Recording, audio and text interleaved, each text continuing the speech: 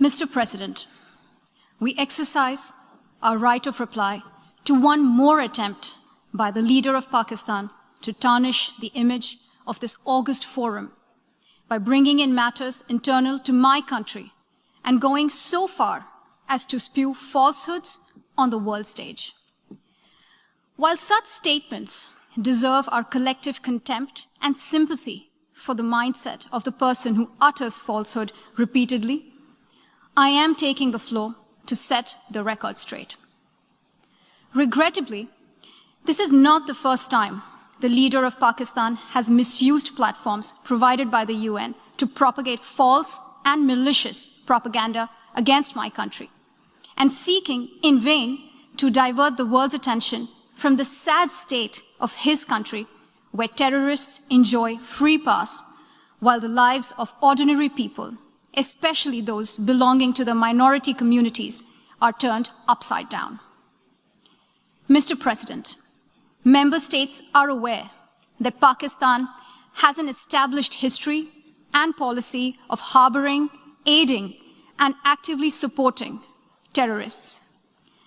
This is a country which has been globally recognized as one openly supporting, training, financing, and arming terrorists as a matter of state policy.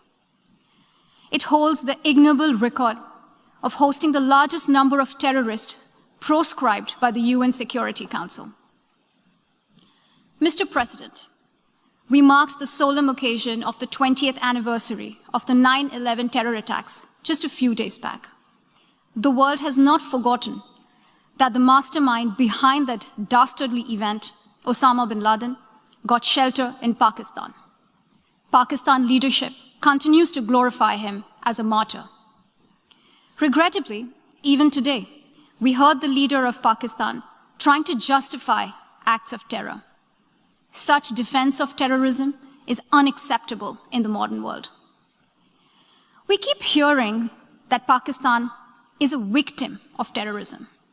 This is the country which is an arsonist disguising itself as a firefighter.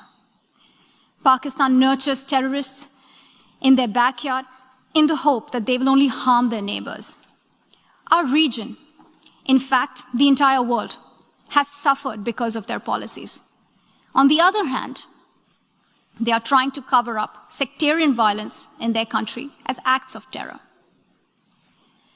Mr. President, this is also the country that still holds the despicable record in our region of having executed a religious and cultural genocide against the people of what is now Bangladesh. As we mark the 50th anniversary this year of that horrid event in history, there is not even an acknowledgement, much less accountability. Today, the minorities of Pakistan, the Sikhs, the Hindus, the Christians, live in constant fear and state-sponsored suppression of their rights. This is a regime where anti-Semitism is normalized by its leadership and even justified. Dissenting voices are muzzled daily, and enforced disappearances and extrajudicial killings are well documented. Mr. President, unlike Pakistan, India is a pluralistic democracy with a substantial population of minorities who have gone on to hold highest offices in the country, including as President, Prime Minister, Chief Justices, and Chiefs of Army Staff. India is also a country with a free media and an independent judiciary that keeps a watch and protects our Constitution. Pluralism is a concept which is very difficult to understand for Pakistan, which constitutionally prohibits its minorities from aspiring for high offices of the state. The least they could do is introspect before exposing themselves to ridicule on the world stage.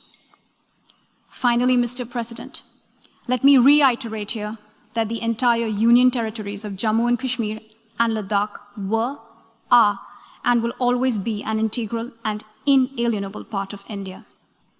This includes the areas that are under the illegal occupation of Pakistan. We call upon Pakistan to immediately vacate all areas under its illegal occupation.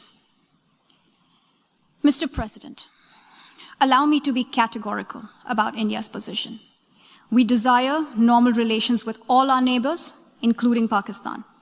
However, it is for Pakistan to work sincerely towards creating a conducive atmosphere, including by taking credible, verifiable, and irreversible actions to not allow any territory under its control to be used for cross-border terrorism against India in any manner.